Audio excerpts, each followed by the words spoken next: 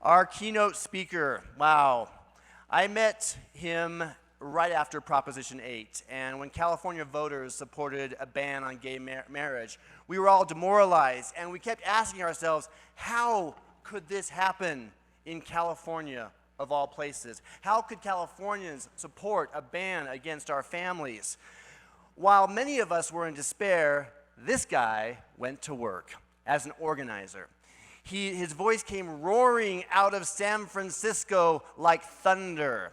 He was fed up with the timid, fractional approach to national LGBTQ activism, and he said, now is the time to organize and demand everything that we want.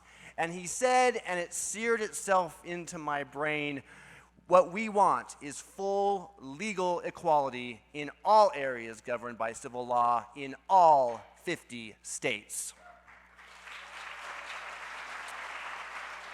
This guy knows all about winning against impossible odds. He was mentored by Harvey Milk in the 1970s, and he worked with Harvey to defeat the Briggs Initiative, which was a proposition that would have banned gay people from teaching in public schools. During the horror of the AIDS plague, he continued to rally our community as a co-founder of the San Francisco AIDS Foundation, and he conceived the massive AIDS memorial quilt. In 2009, he announced from the stage of Utah Pride a national march on Washington for LGBTQ rights. His new memoir, When We Rise, which will be available here for you to purchase after the program, is also the inspiration for the new ABC miniseries by Dustin Lance Black and Gus Van Sant that premieres later this month. Please welcome the legendary Cleve Jones.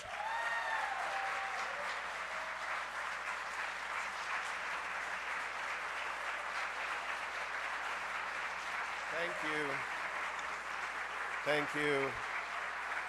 Sit down. Yeah, so I was sitting in my apartment in San Francisco in the Castro, contemplating the election results and thinking about what it was going to be like to live the rest of my life under a repressive, extreme right-wing theocracy. And then Troy calls and says, come to Utah. So, okay.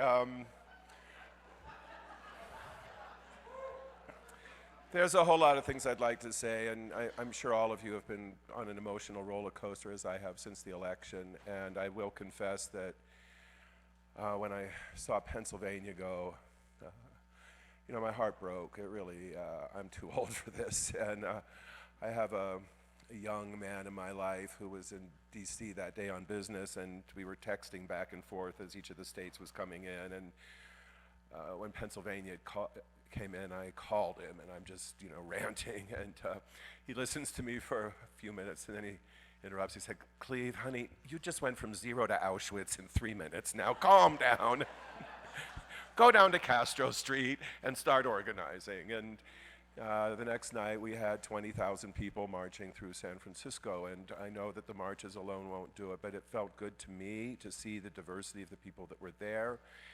And during the Women's March that Saturday morning, it started raining in San Francisco, and by 2 in the afternoon, it was pouring. It was a deluge, and the wind was roaring in off the Pacific, and I thought, oh my goodness, nobody's going to show up. And it was one of the largest marches I've ever been to in my entire life. And to see all the families that were there, gay and straight and young and old and black and brown and white and immigrant and native born, and people carrying all the signs, drawing attention to all of the specific issues that they are concerned about, that they know are now under this, under an extraordinary attack. Now, I am very frightened, and I think we need to own our fear and talk about it. We have a really appalling situation where they have control now of all 3 branches of government, and the likelihood of an extreme conservative Supreme Court that will be in place until long after many of us in this room are gone. We also have to deal with the reality that both major parties have been complicit in the gerrymandering. So people talk to me about turning the House blue in 2018, and we're going to try, but the reality is that due to that gerrymandering, very few of those districts are actually in play. And the likelihood in 2018, the reality is that the Republicans are well positioned to increase their seats in the U.S. Senate. So when you take the reality of gerrymandering and the reality of Citizens United and the billions of dollars that are pouring into these campaigns, it's time to think out of the box. It's time to be real strong. It's time to be united. Now, I'm on Facebook. I've got about 20,000 Facebook friends and followers, and you know, some of them are still arguing, the Clintonites and the Sandinistas. Stop it. Just stop it. Okay, you had that fight. I was on one side, my next door neighbor was on the other. We stayed friends, and we've been marching. We need unity. I am really tired of people on the left and progressives who engage constantly in divisive behavior. I am sick to death of it. If your capacity for empathy is diminished or defined in any way by your skin color, your faith, your ethnicity, your gender, your generation, then we're doomed. We need to come together in a new and powerful way that is different from anything we've ever seen before. And I see that starting to happen. The photos that came out of all of the women's marches all across the country and indeed around the world were extraordinary images to me and bring me some bit of hope as we look to a rather bleak future. The theme of my book begins and ends with a very simple statement.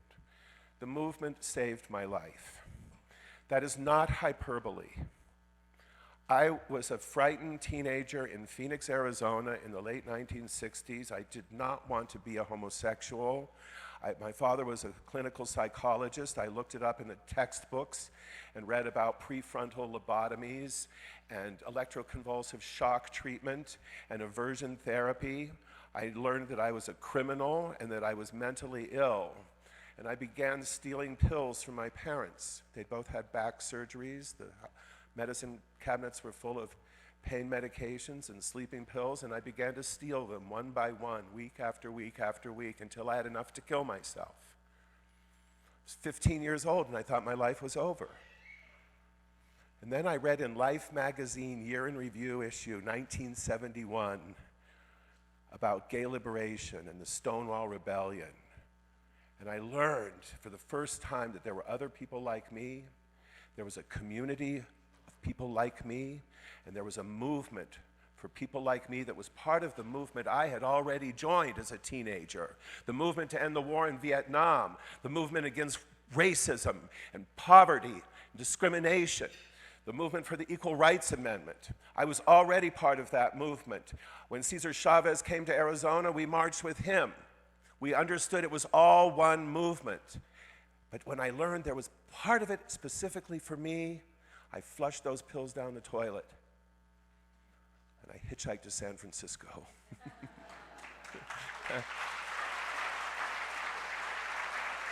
Probably the single most important thing that has ever happened to me in my lifetime was that I met Harvey Milk.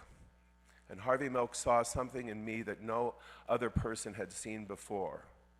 And he bribed me with an internship and got me to go back to school and promised me 8 credits to work with him if he could get elected. And I said, well, you've already lost 3 campaigns, you know, are you going to get your act together or what?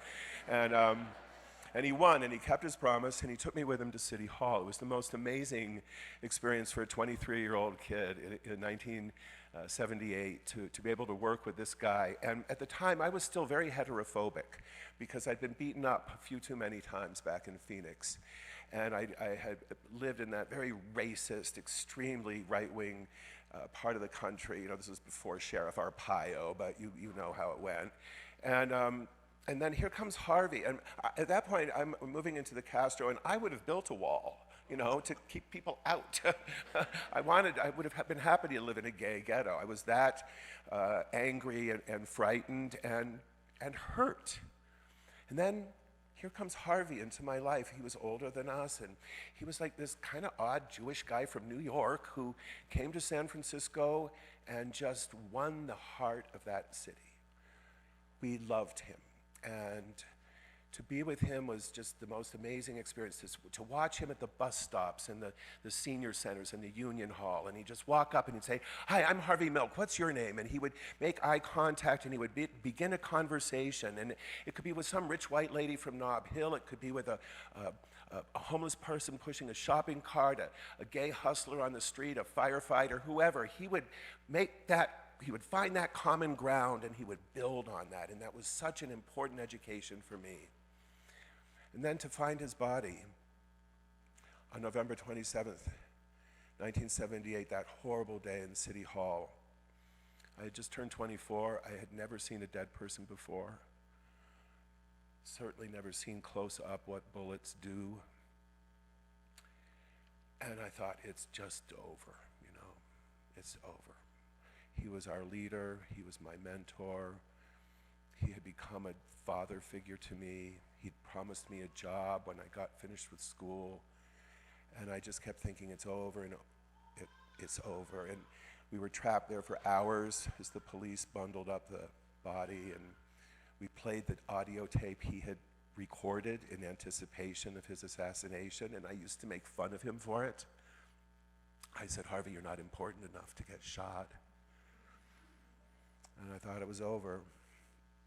And then the sun went down, and the people began to gather at the corner of Castro and Market on Harvey Street.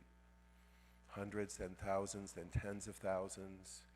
And we were gay and lesbian and bi and trans, and we were straight, and we were black, and we were white, and we were brown, and we were old, and we were young, and we were immigrant and native born. And I'm sure you've seen the footage of that river of candlelight down Castro Street to Civic Center Plaza, and we filled the entire plaza. And I remember standing there among all those tens of thousands of people who had loved Harvey as he had loved them. And I knew it was not over. It was just beginning. Our struggle is not over. It is just beginning. We are entering into a new chapter. It is going to require all of you to find greater courage than you know you have, but I believe you have it. We're going to have to be very strong. We're going to have to be very smart. We're going to have to be strategic, and we must be united. We cannot tolerate any political division amongst us. It must be stopped.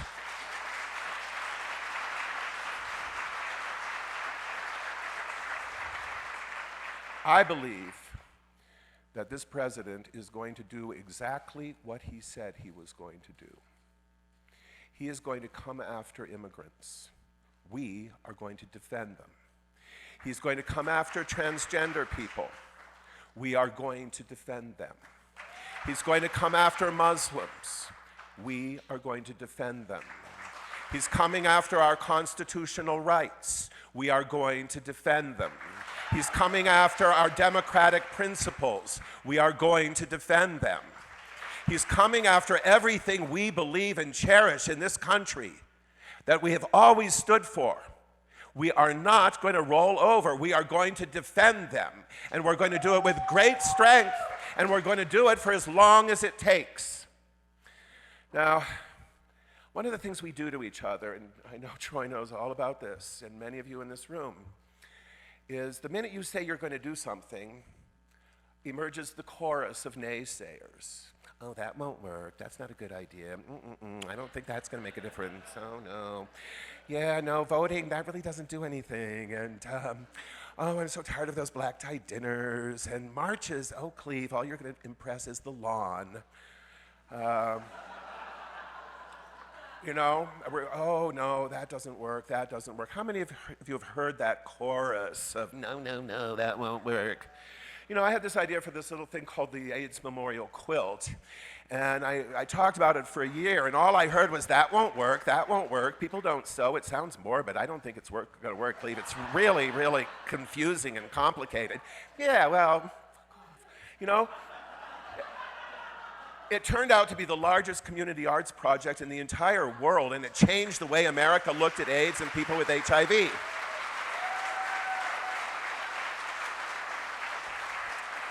Back in 2008, thanks so much for the financial contributions pouring in from Utah, we lost marriage equality in California.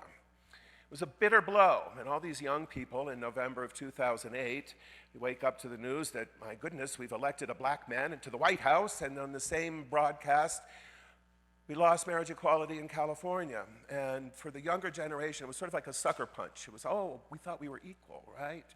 And then there was great consternation. What do we do? And in California, the debate was intense. Do we go back to the ballot? Do we challenge it in court? And every major LGBT organization in the United States, every single one of our national organizations, all of our allies in the Democratic Party and the ACLU said, don't challenge this in federal court.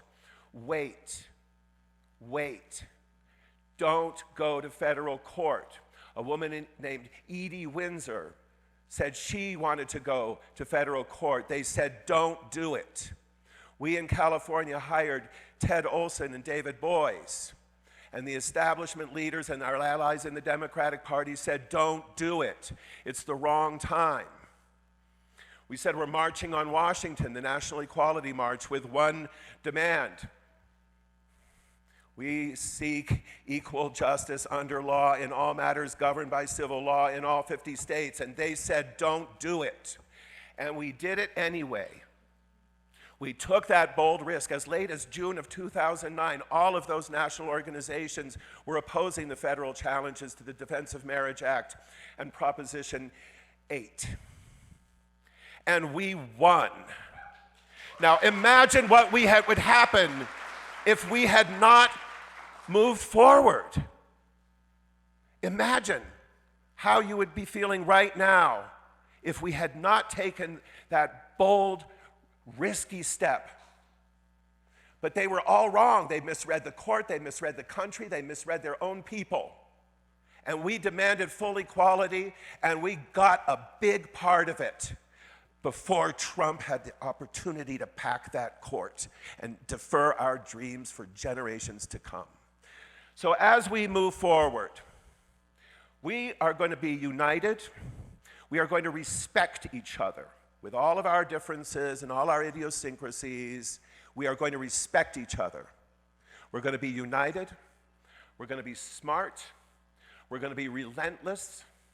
And we're going to understand that all of the tactics that are available to us, whether we're talking about registering voters or doing civil disobedience, marching, writing letters to the editor, shutting down congressional offices, invading airports to defend immigrants.